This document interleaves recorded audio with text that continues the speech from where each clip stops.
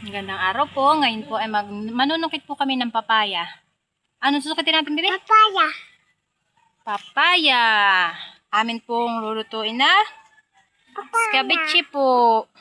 Sabi mo, tara po. Ano po? Samahan niyo po kaming manukit ng papaya. Halika na. Manukit na. Yung malaki-laki lang. Dahan-dahanin mo lang.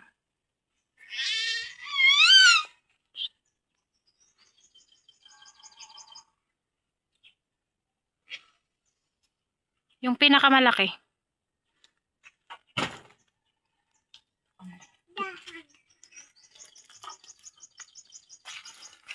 Tama. Uy, dalawa.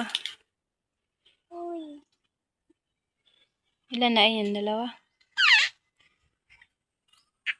May gilaan po pag may tanim at uho po. Madami po itong bunga. Dalawa. Asa na po? Nasungkit naming papaya. Alisin mo ate yung mga yung itim-itim. Tama na. O, tama na nga. Ito yung madami na. Ating yayar-yarin. Yali-yali. Papaya naming nakuha. Amin na pong babalatan.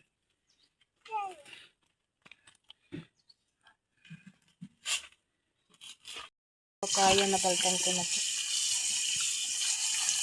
Kailangan po uling huhugasan para malinis na pag yayar-yara. Hugas.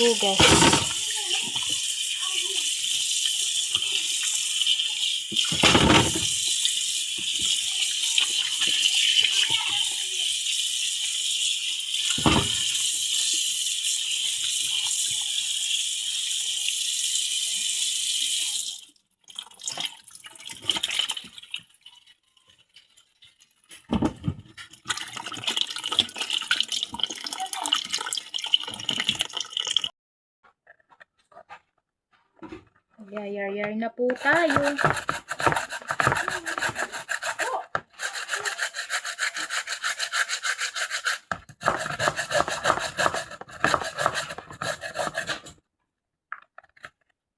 Tama. Buto pa. Tama pala ho kayo mapait. Meron pa nga.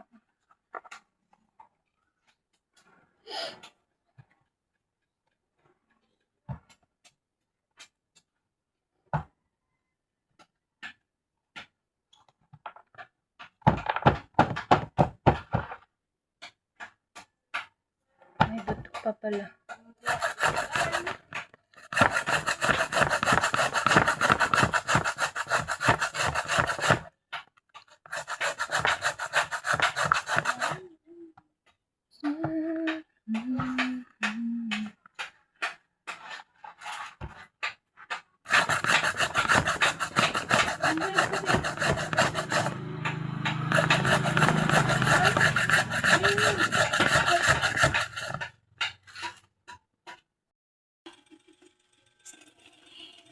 Pinipigaan ko lang po.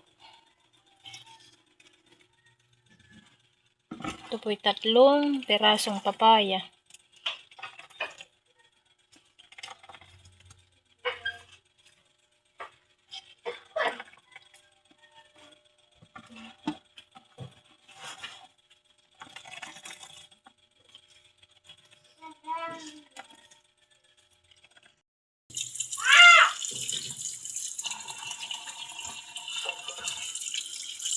Hugasan ko na po itong isda.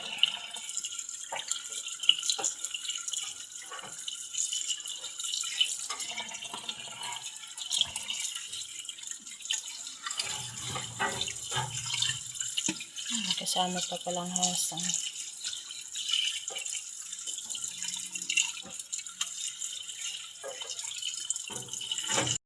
Init na po ang mga kawali.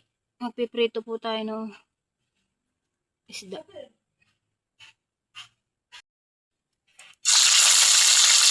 Prito.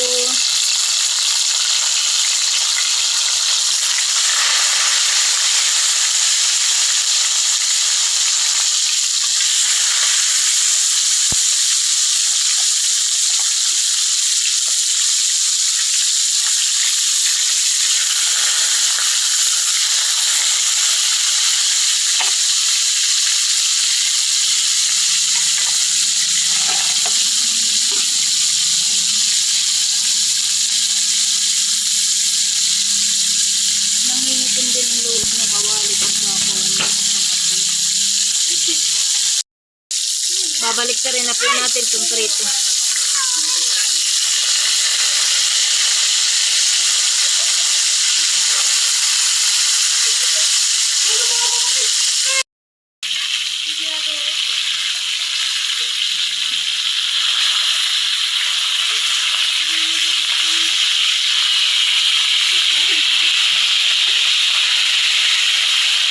Binigit na ayan yung isa.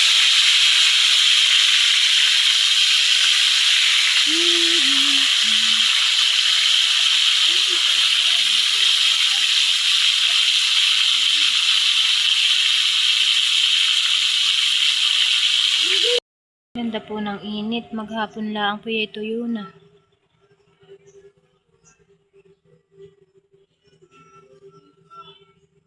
Lalagyan ng toyo. Para po mamaya ay ilalagay na lang doon sa kawali. Tsaka po paminta.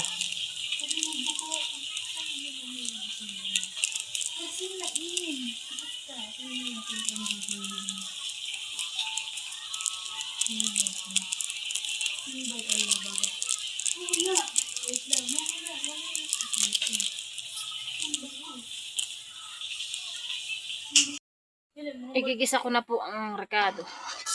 Bawang. Dito ko na rin po igigisa sa pinagprituhan ko at ito naman po yung pinagprituhan ko laang. Maitim laang po gawa ng malakas ang apoy.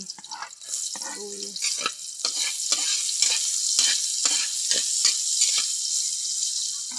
Saka luya. Masarap po na yung maraming luya.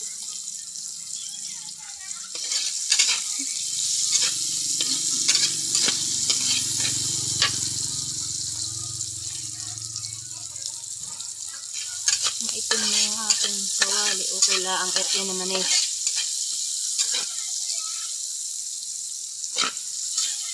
Lilinis.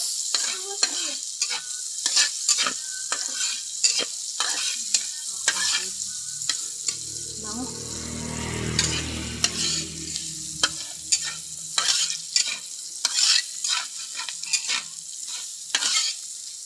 Then ito po ang buhay dito sa probinsya.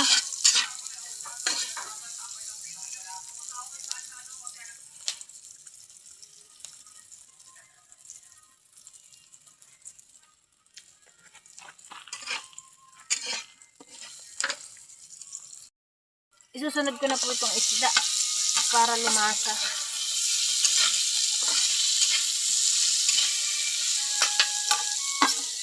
Pasensya na po sa aming kawali at iyan po ganain po talaga pag nagluluto sa kahoy. Susunod ko na po ito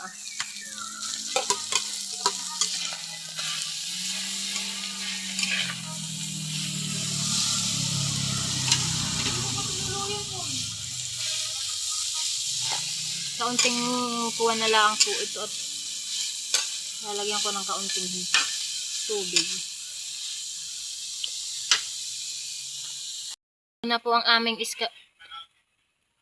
po ang aming iskabitse.